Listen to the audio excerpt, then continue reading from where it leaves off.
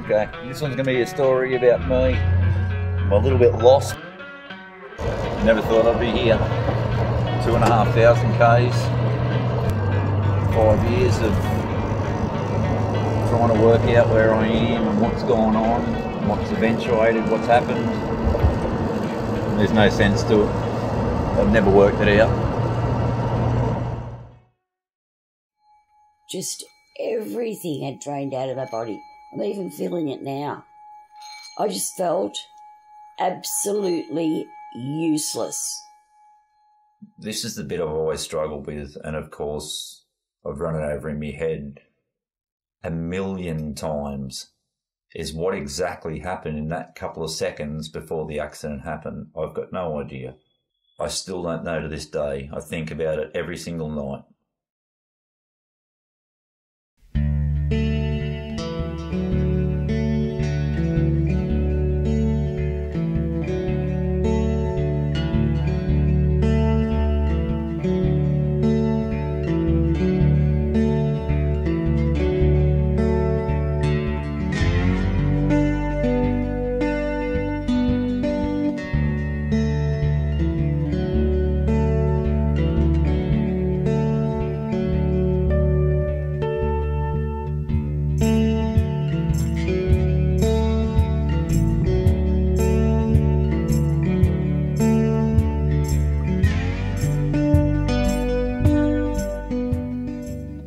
Brad's diagnosis of post-traumatic stress disorder struck me as unfortunate, but unfortunately predictable.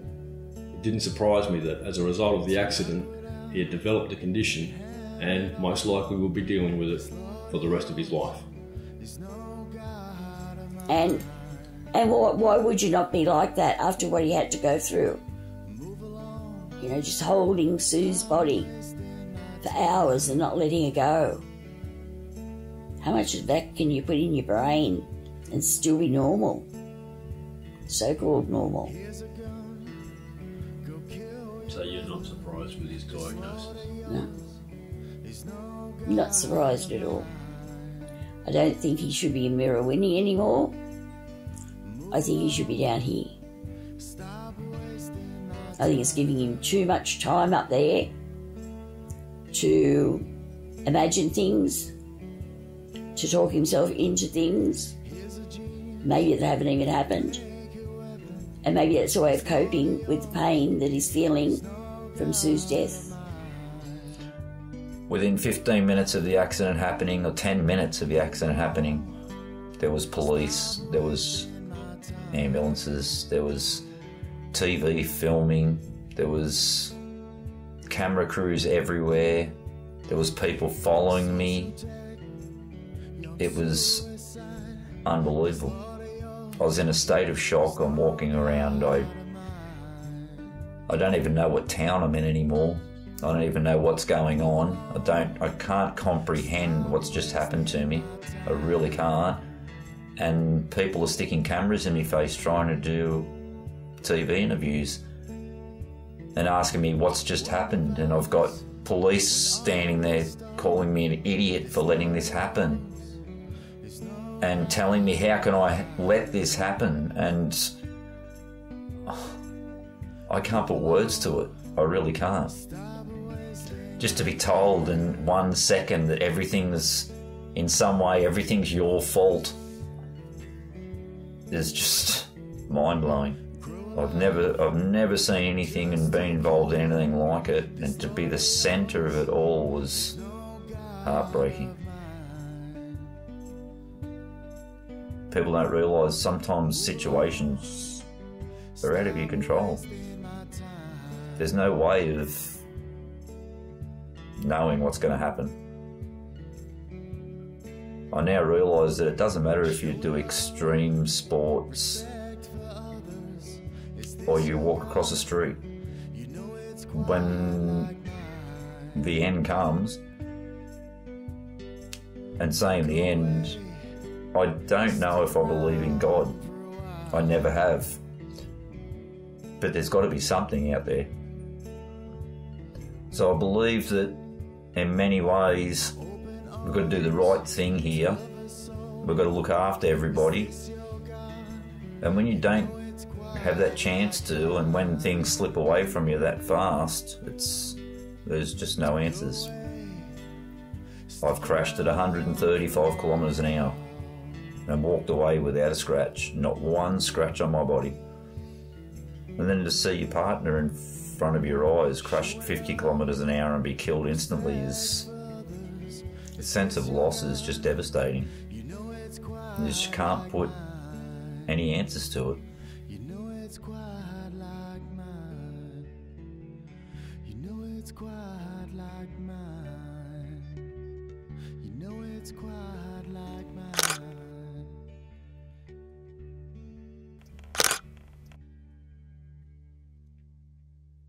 So I was diagnosed with the post-traumatic stress years later, after speaking to psychologists and that. Of course, after the accident, I went through psych counselling, grief counselling, all those sort of things. But they didn't diagnose me. They didn't tell me what was wrong. They told me a lot of the things I was going to encounter mentally, physically, the emotional states I would probably go through. But they didn't actually diagnose what was wrong with me or tell me that you've got depression, there's a chance you have post-traumatic stress disorder, which of course I had no idea. I thought it was just an army-related disease. Well, years later, and I realised that after talking to different psychologists and that, and then bringing things up, the last one I got to see, Dr. Tim, he's helped me a lot. An army specialist, an army counsellor. He's been to Afghanistan. He's done a lot of things. He seen me straight away and he said, "You suffer from post-traumatic stress disorder." And I had to ask him what that was. And he said a lot of people suffer it when they come back from war because they've seen close friends die. So many people pass away in so many different ways and it really affects them. I didn't understand at first the effects it can have on your body and on your mind. It changes your outlook on things. It changes your social awareness. It changes the way you look at things. In a lot of ways, it's been difficult to deal with. And it's strangely enough that in many ways, being the sportsman that I am, it's helped me focus in different directions more. And also not worry about small things. A lot of the small things now just go straight over my head. The doctors have told me that it's basically because I've had a lot of big things to deal with. I don't have to worry about the small things no more. And now I realise that you can't change them. They're not going to make a big difference in your life. It's just a small incident. Just move on. Pass on. Don't think about it no more. Don't worry about it, you know. You deal with the big issues in your life. Coming to Queensland's been good. Getting away. Meeting different people. Not having to talk about the same thing over and over. A lot of the people up here don't even realise that I've been in an accident years ago. The subject doesn't even get brought up. Where in Brisbane, the subject seemed to get brought up a lot in general conversation, just in get-togethers, things like that.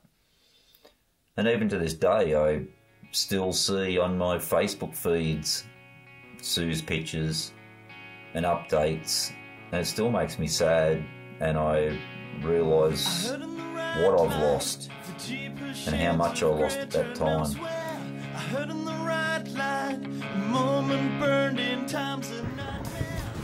You know, I understand there's risks involved with what we do. Like, Callan's only just about to turn 10 and he's stepping up and skating some serious ramps, you know. Our local bowl is 12.5 foot deep and it's concrete. It sort of speaks for itself and the potential for a freak accident, you know.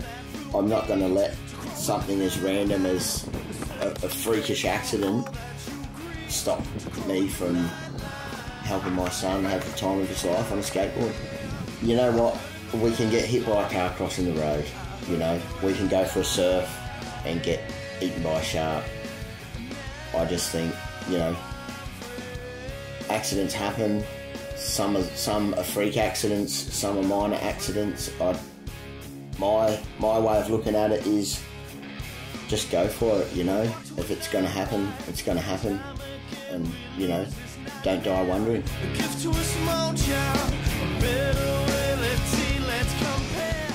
I was at the Powell factory, and of course I was trying a trick for the millionth time, and I wasn't going to make it that day. So I decided to shut it down, and the photographer came up to me as I walked out of the Powell facility and said, "Hey, let's go out to USSB. We're filming a poster book for the magazine." So, you know, he talked me into it, basically. I'd love to give him all the credit, but obviously I went out there, so I got to take some of the blame. I went out there and I did a backside lip slide down 5 stairs, and I knew that you needed a backup picture. So I decided to ollie off 8 stairs and over a wall that extended out. And my front truck hit the edge of the wall, and I didn't even really feel it. So my leg was kind of boned out, and I came all the way down to the ground, and the knee just exploded out. I knew it was over. I sat down on my board on my butt and basically pushed myself off of UCSB campus. Long story short, it took quite a few years to get the knee surgery, and by the time I did, the knee had already atrophied to the point of losing 30% my knee permanently. You know, but at the end of the day, I'm not sad about it. I knew that the job was dangerous when I took it. I'm more than happy to run my car into the wall in 5th gear than peter out. Whether it's legal or not, the riders say they take precautions to make sure they don't get hurt. Heavy-duty leathers, gloves and helmets are all compulsory. Riders on road. Ready, go? Let's go! They ride on isolated roads and communicate with walkie-talkies. Have you ever come off? I have, yeah, many times. Tell me about that. I mean, what's it like coming off at 100 k's? I mean, what happens to you? It's all right if you slide. As soon as you roll, that's when you do damage or hit things. Despite the obvious risks and dangers, these maniacs are hooked on speed. The rush, too addictive to give up.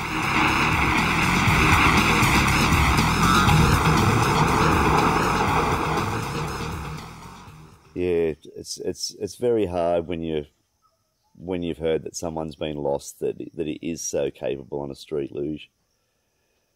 But it's not a nice thing to say. I've been waiting for that phone call about my brother. You know, I've been waiting to hear that.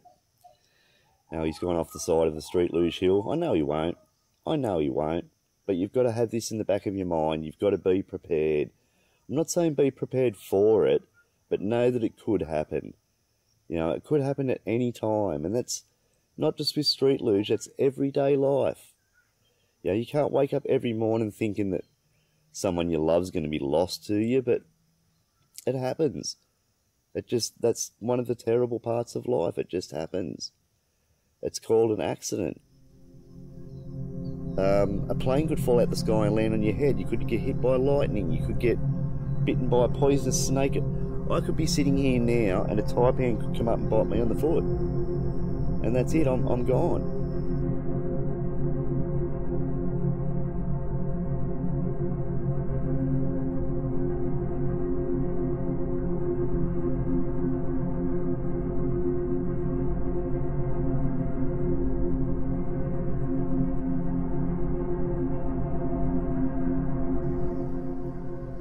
It's a good size when you can stick your hand up the end where the head's supposed to be. Everything up here wants to kill you. 14-foot crocodiles, 20-foot snakes. The worst I've encountered so far was this big, and it still scares me.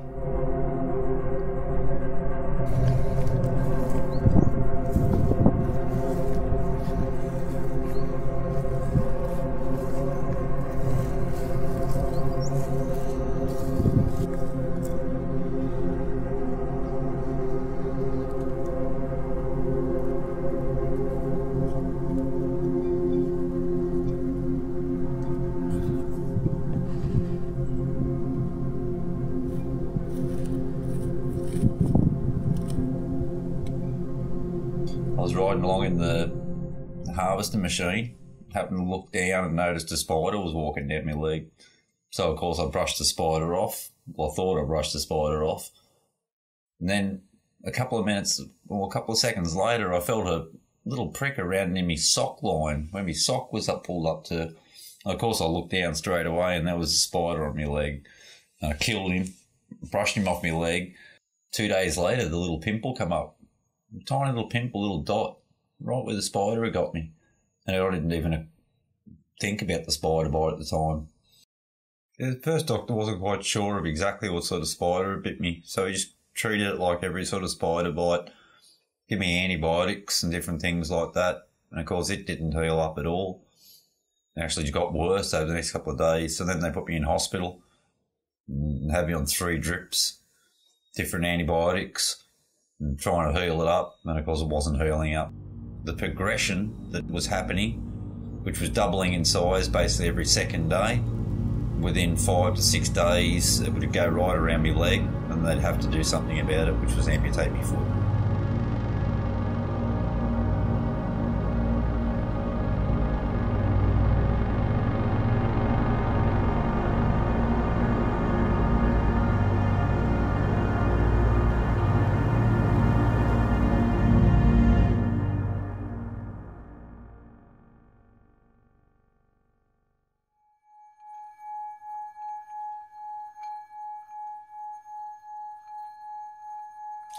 A bit bigger than a 50-cent piece size, and was growing daily, doubling daily in size.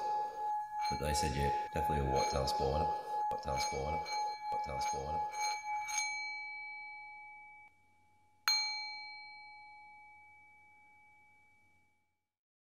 So you didn't believe it? No, I didn't believe it at all. I just thought I'd heal up within a few days. Thought I'll take a tablet, heal up, everything will be fine. But that never happened. Other people were freaking out though. Doctors were freaking out. Partner was freaking out at the time. Or friends were freaking out at the time.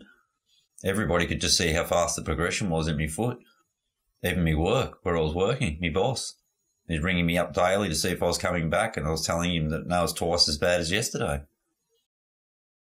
He just basically healed himself just from finding out what he had to do from people that had the same thing happen to them. But apparently the species was quite a rare, unique species for that area. So the white tips have a flesh-eating poison in that gouges your flesh away and turns it to soup, basically. I had another mate who also had the same thing happen to him. And Brad found out through someone on Facebook or a friend that had been bitten, and they'd used zinc cream, pure zinc cream or whatever. And so he started to treat himself with that, and it started to show signs of improvement, and the doctors saw it and dismissed it and redressed it and sent him home. And he basically just said, wiped all that stuff off, and I'm doing this. So basically it was half of my shin, one side of my leg at one stage. Zinc cream, that started with the local chemist. She'd seen it before. A friend had the same thing on my property. So she decided to try it on me. She said it can't hurt. All we can do is put it on, leave it on for a few days, keep on your same medications that you're on, and if it works, lucky. If it doesn't, stay on the medications and tell you what the doctor's doing. So, of course, I tried the zinc cream, and within a day, within the first 8 hours, I noticed a difference, and the redness had gone away on the edges. So I continued on with the zinc cream for a few more days. It probably healed to half the size that it was at its worst point. By this stage, I went back to the doctors and I told the doctors what had happened. They didn't quite believe that zinc cream could do that. So they told me to stop using it and put me back on antibiotics. And of course, within 12 hours, it flared back up again and it started progressing. Rang the friend. The friend said, stay on the medication, but put the zinc cream back on it again. Within 4 hours, I realised it was healing it again. So I kept the zinc cream on the whole time. And within 5 days, the sore had totally healed. Not even a scar. Hardly even a scar. I don't know. I don't know if it's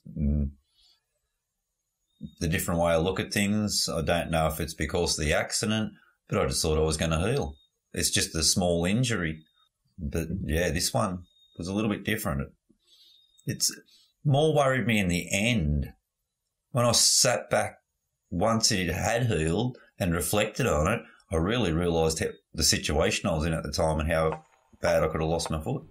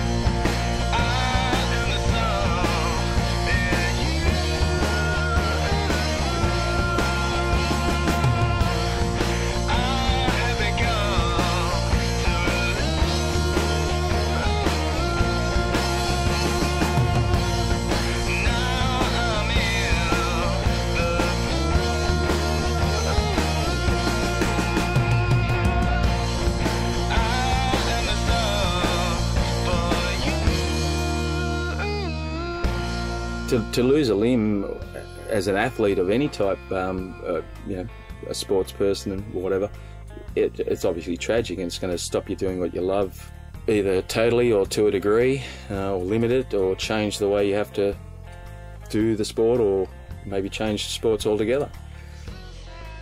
For someone like Brad to have a possible amputation, I think that I don't know how. Personally, how I would react to that, let alone Brad, like, that's pretty gnarly. Being a skateboarder, you obviously use everything. That could have been the nail in the coffin for Brad, I think, if that had happened, maybe, you know. I mean, but Brad is a very strong-minded person. I'm sure he would have adapted to that, but, you know, that's just a really heavy thing to have to be faced with, I think. Yeah, there's been a few things going on in his life that I haven't been notified of. Why do you think he hasn't told you? He hasn't told me of these recent incidents. Probably because he has not wanted to contact me through, you know, the bad memory aspect of it. He's moved on in his life now. And which is a great thing, you know. He's dealing with the tragedy. He's, like I said, hopefully moving on.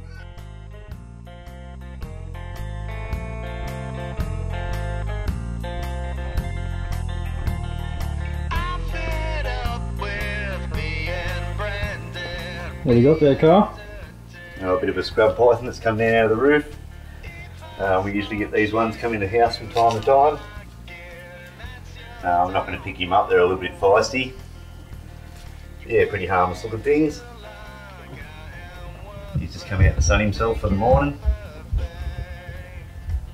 I won't annoy him too much, but I'll just give him a little pick up and see if he wants to come up at all. Oh, as you can hear, he's not real happy.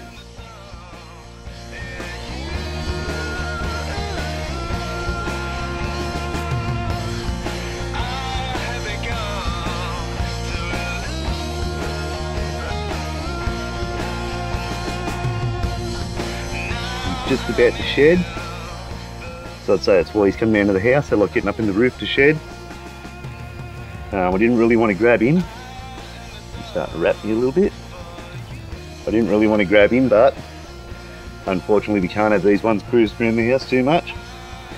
So I'll just take him out of the bushes here.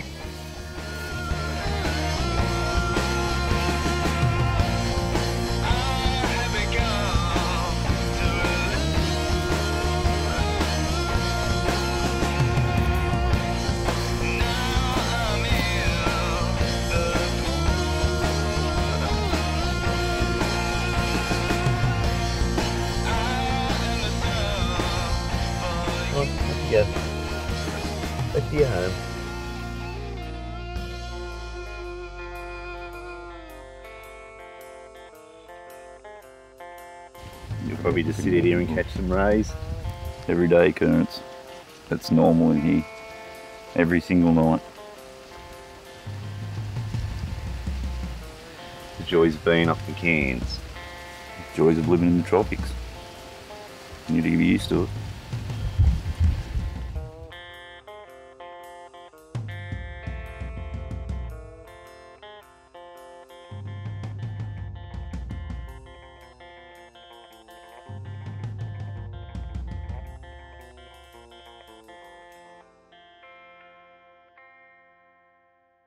I think he's scared. I think he's scared to race again.